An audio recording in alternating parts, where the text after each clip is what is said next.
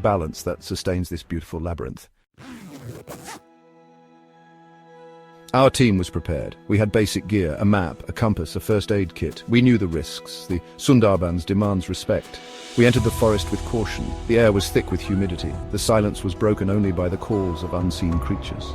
The sunlight struggled to penetrate the dense canopy.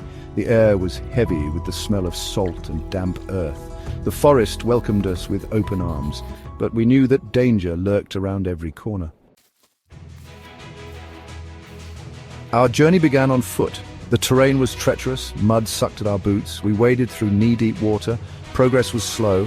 Finding drinkable water was our first challenge. The brackish water could dehydrate us. We collected rainwater in our tarps. Every step was a battle against nature. The mud tested our endurance. The humidity sapped our strength. But we pushed on. We had to find higher ground. The tide was coming in. The Sundarbans is a haven for predators. We spotted a saltwater crocodile.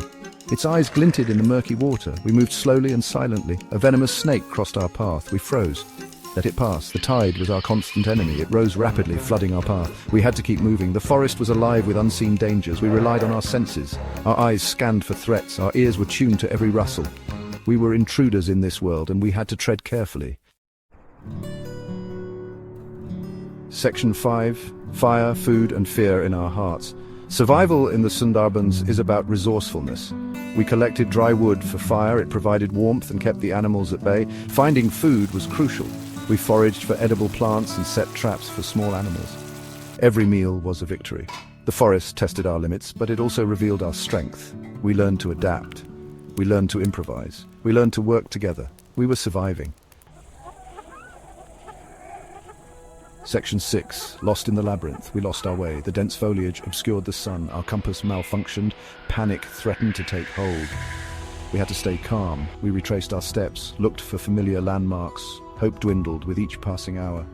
The forest seemed to close in around us. The air grew heavy with despair. We had faced crocodiles and snakes, but being lost was our greatest fear. We were at the mercy of the Sundarbans. Section 7. Signals in the silence. We had to signal for help. We found a clearing, used our mirrors to reflect sunlight, built a large fire. The smoke would attract attention. We hoped. We waited. Days turned into nights. The silence was deafening. The only sounds were the rustling leaves and the buzzing insects. We rationed our remaining food and water. Hope was fading, but we refused to give up. Section 8. Rescue from the jaws of defeat. Then on the horizon, a flicker of hope. The sun was just beginning to rise, casting a golden hue over the dense forest of the Sundarbans. It was a sight that would have been breathtaking under different circumstances, but for us, it was a beacon of salvation, a helicopter. We waved our arms frantically, our hearts pounding with a mix of desperation and hope. The sound of the rotor blades slicing through the air was the most beautiful noise we had ever heard. It was the sound of rescue, the sound of life. We yelled until our voices were hoarse, our throats burning from the effort. The helicopter circled overhead, its searchlight scanning the dense foliage below. Each pass felt like an eternity, but we knew we had to keep trying. We had to make them see us. Finally, we were spotted. Relief washed over us like a tidal wave. Tears streamed down our faces as we hugged each other. Our emotions a chaotic mix of joy, exhaustion, and disbelief. We had been found. We were going to be saved. We were going to make it out alive. The rescue was a blur of activity. The helicopter hovered above us and we could see the rescuers preparing to lower themselves down. It was a scene straight out of a movie, but this was our reality. The helicopter lowered a rescuer. He checked on our condition, his face a mask of professionalism and concern. He asked us questions, made sure we were all accounted for, and reassured us that we were going to be okay. His calm demeanor was a balm to our frayed nerves. They gave us water, cool liquid soothing our parched throats. We were airlifted to safety, one by one, each of us clinging to the rescuers as if they were our lifelines. The journey up to the helicopter felt surreal, the ground falling away beneath us as we ascended into the sky. As we left the Sundarbans behind, we couldn't help but feel a sense of awe. The vast expanse of the forest stretched out below us, a reminder of the ordeal we had just endured. It was beautiful and terrifying all at once, a testament to the power of nature. We had faced nature's fury and survived. The experience had changed us, bonded us in ways we couldn't have imagined. As we looked out from the helicopter, we knew that we would carry the memory of this rescue with us forever. It was a story of hope, resilience, and the indomitable human spirit.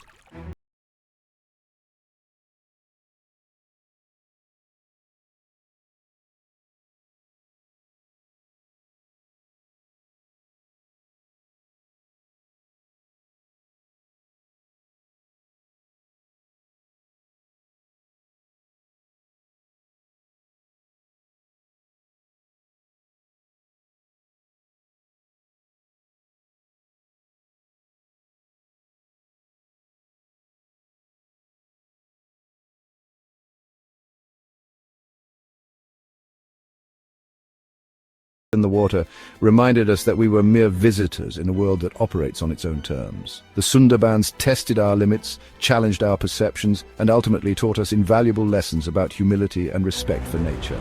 The Sundarbans is a reminder of the delicate balance of nature. We must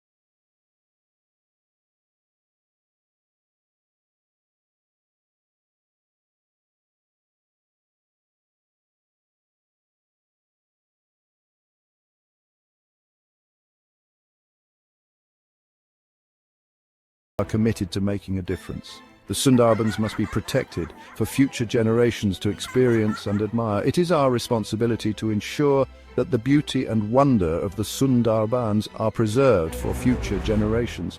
By taking action now, we can help safeguard this incredible ecosystem so that children and grandchildren can experience the same sense of awe and wonder that we did. The Sundarbans is not just a place, it is a legacy that we must cherish and protect.